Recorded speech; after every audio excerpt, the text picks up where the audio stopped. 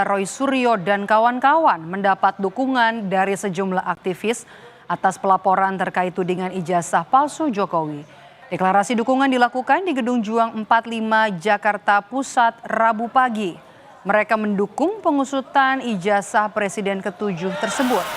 Dalam kesempatan itu, Roy Suryo menyebut kedatangan Jokowi ke Polda Metro Jaya untuk melapor sebagai kemajuan. Roy juga menilai Jokowi juga seharusnya bisa memenuhi panggilan untuk laporan yang lain.